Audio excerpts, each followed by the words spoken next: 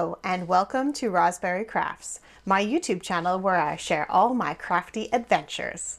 Today is September 22nd, 2023, and this is episode 70. Welcome to all you new viewers, and thank you very much for coming back to all my returning viewers.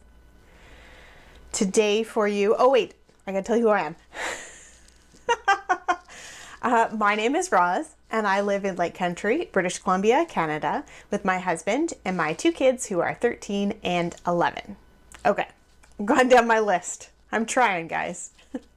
Today for you, I have what am I wearing, works in progress, events, and some chatter.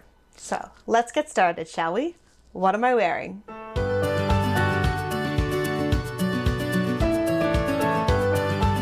Today, I am actually wearing a wool sweater. Well, it's acrylic, but I'm actually wearing a sweater. It is cool enough here now to start wearing full knitwear. So yeah, this week I have been wearing a sweater like 3 out of the 5 days, so we'll call that good. Today I have my love note. I love this pattern. I've made 3 of them. I made one for myself, one for my mother-in-law, and one for my daughter. Not in that order, but anyway, there we go. And I made them all out of the same yarn, but in different colors. And so we're like matching, but not matching. We don't do matchy stuff normally. So, so the pattern is Love Note by Tin Can Knits. If you're looking for amazing patterns, Tin Can Knits is where you should start, okay? The yarn that I'm using is, and they have a new app. Sorry, it just popped into my head. Tin Can Knits has their own app now, and they offer a bunch of free knitting patterns on there, as well as tutorials and other helpful links and all sorts of amazing stuff. You should check it out. I will link to it down below, along with everything else that I talk about in this episode. The yarn that I used for this project is the Loops and Thread Brushed Swirl in Pearl Gray. And unfortunately, this yarn is now discontinued, so you cannot get it. This one, maybe you can see it on the sleeve.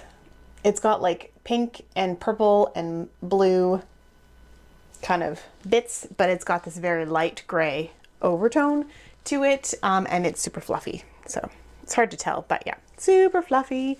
And it is acrylic, so you can just throw it in the washing machine. The lace, I did do the lace paneling. So I do wear a garment, usually a tank top underneath this, because the lace went a little lower than I was expecting, so I just feel more comfortable with a garment underneath, but to each their own. So that is it for what am I wearing. Let's move on to works in progress.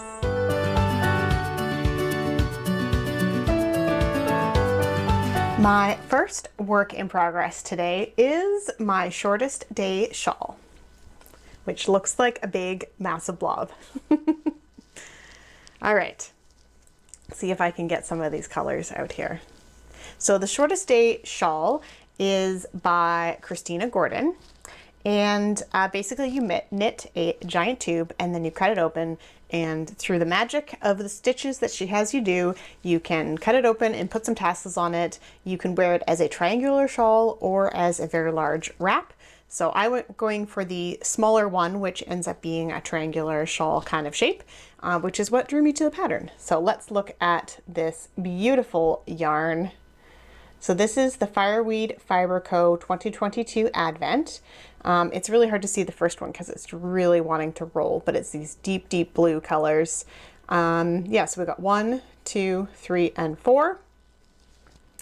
And I'm just started the 5th color. So yeah, so it has a very, obviously all yarn has a very blue, the consistent blue. So the way that she did this advent was very cool, and that she took a winter themed picture, like a poster, and divided it up into 24 sections, and then dyed yarn based on each of those color blocks from the picture. Yeah, I think that's so cool. So I ended up winding all the yarn up this week. So I have these lovely cakes, and I labeled them because it's not like a rainbow where you can tell which one goes next. And I wanted to make sure I got them in the same order that they were done. So yeah, I've got these cakes that are I center pull my cakes. Usually, sometimes I outside pull, depends on what it is, but I did these ones center pull. And yeah, like just beautiful, beautiful colors. I can't wait to get to this one with this raspberry red. Whew, I'm so excited. Yeah, and I don't know if you can see, there's the other two. They're in there. I don't want to take them out, but yeah, just working away on that. This is a great TV knitting project because it's around and around, other than the one special section here, which I won't give away the secret sauce. Actually, I think this is a free pattern, so it doesn't really matter, but yeah, so you do some twisted through the back loop stitches here, and Bob's your uncle.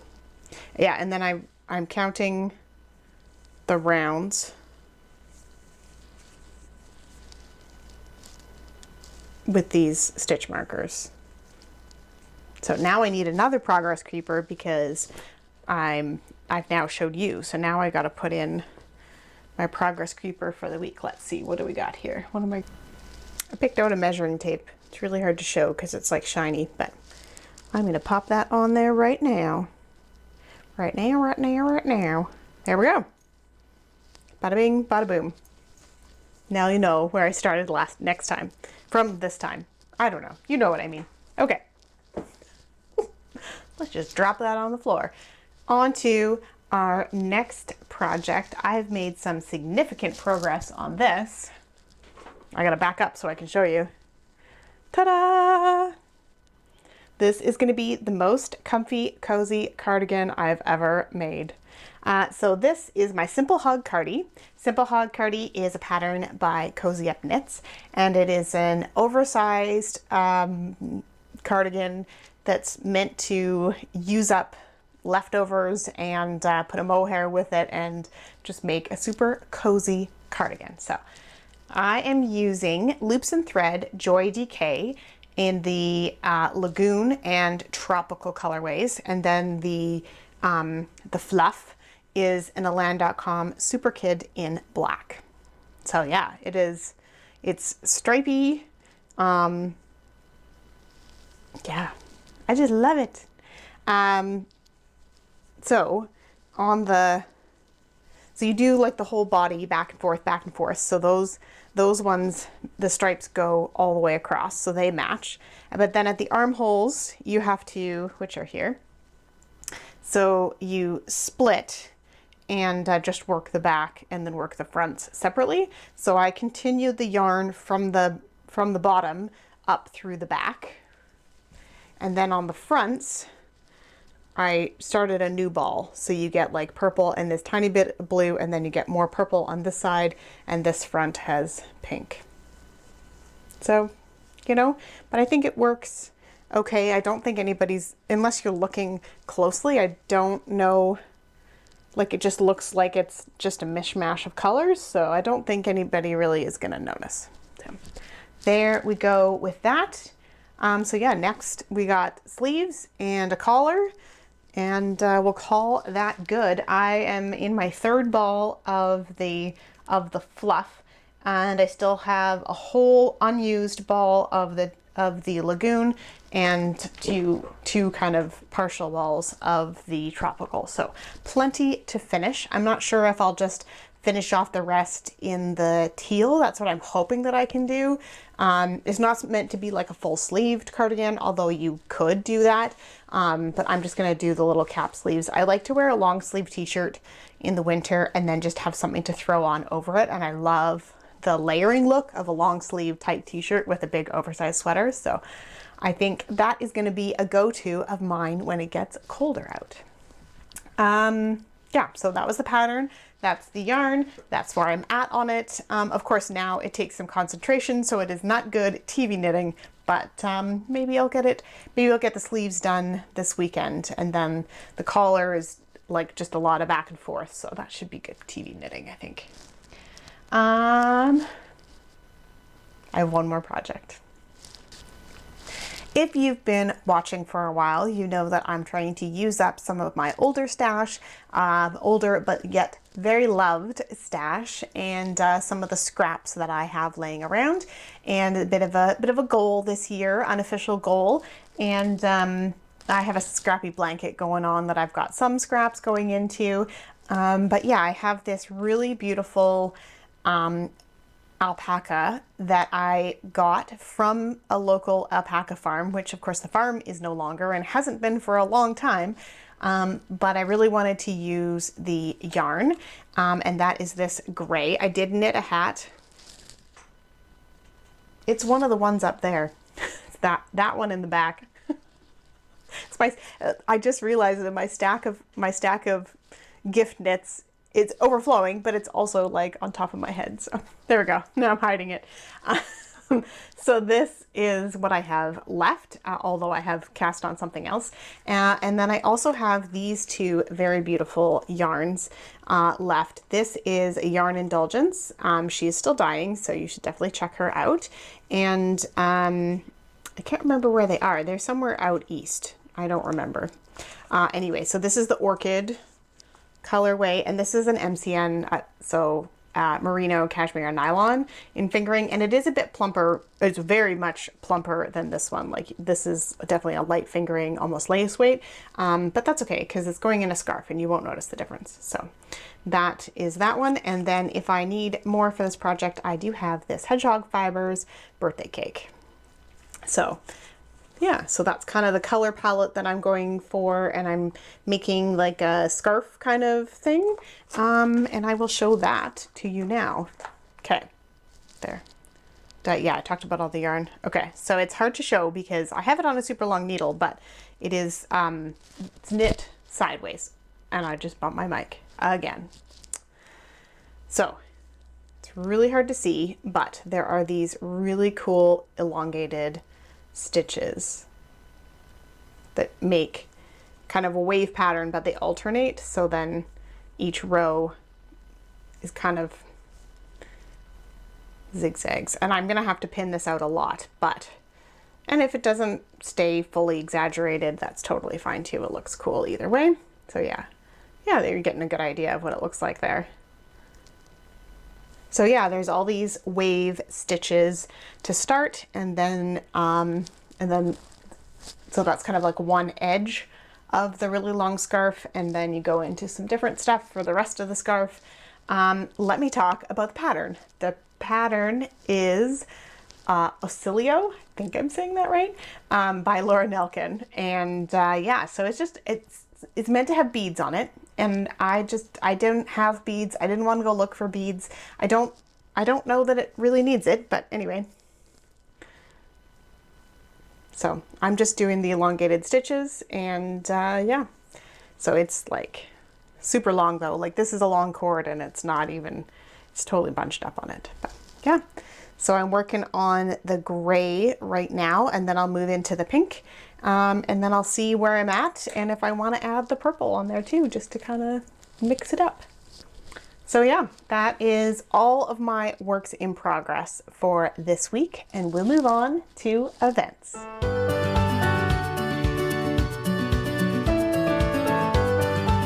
For events, I'm participating in one event right now, and that is the Downseller Studio Pigskin Party. This started on September the 7th and goes to February the 12th, 2024, which is not that far away. I was listening to the Happier podcast with Gretchen Rubin, and she mentioned that September 23rd will be then 100 days until the end of the year. So it's coming, guys. It's coming. Yeah, so back to Pigskin Party. It's a knit along that's a very long time span. There's teams, it's football themed, but you don't have to watch football to participate. Go and check out her website if you have more questions about it. It is a fun time. Moving on to chatter.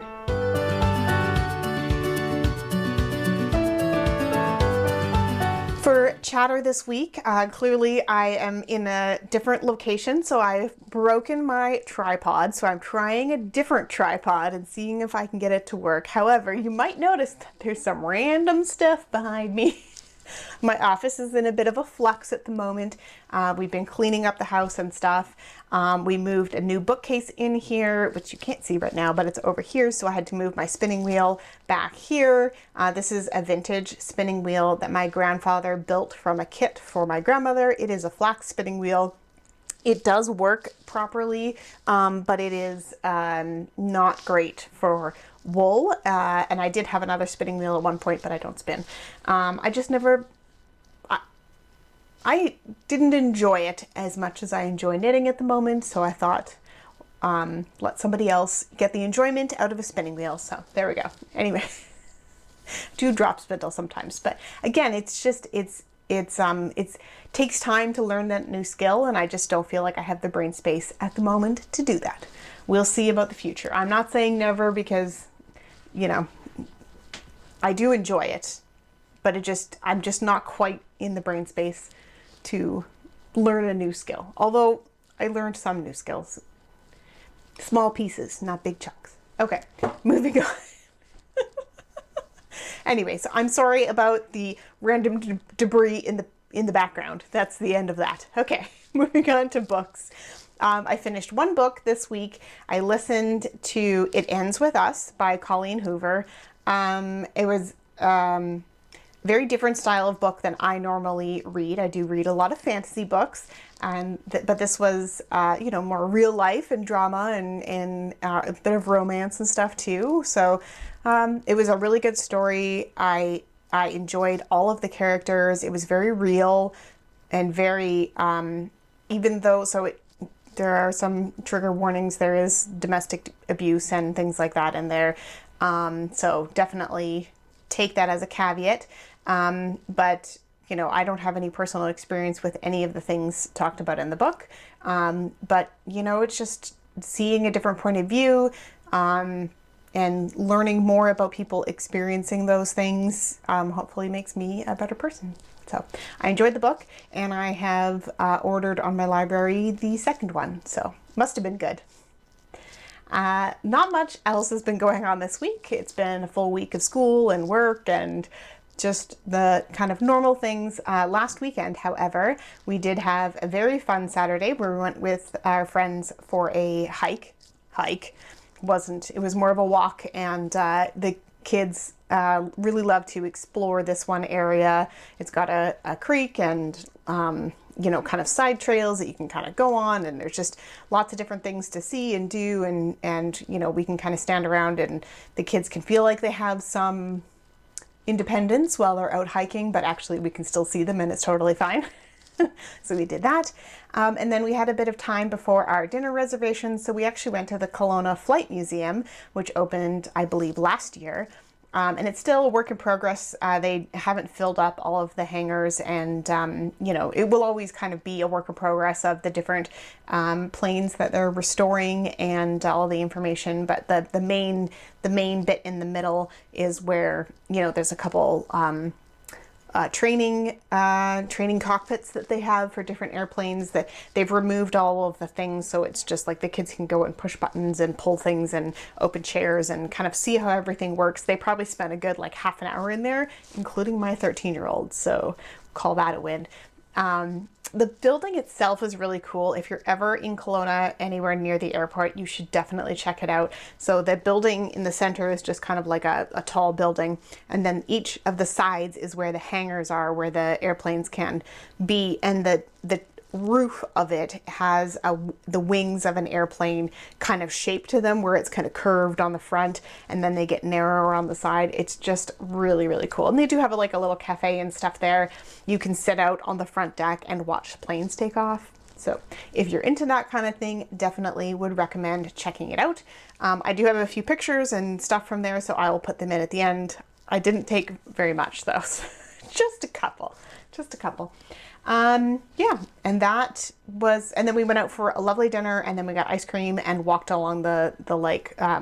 City Park has like a big sidewalk along the lake. I don't know what else to call it. We call it a seawall, but it's not a sea, it's a lake. Because I used to live in Vancouver and that's what it was called. Yeah, so we'd walk along there until it was dark, and then we came home, and it was a very lovely evening. September is one of my favorite months here because it starts getting a bit cooler, but it's not so cold that you can't do stuff, and all the tourists have gone home, and it's just really a really nice time. So we had a great weekend. We have a good weekend, you know, a couple plans this weekend coming up, and which starts tomorrow, but yeah. I think that is all I have to talk about today, and we will see you guys next time. Bye.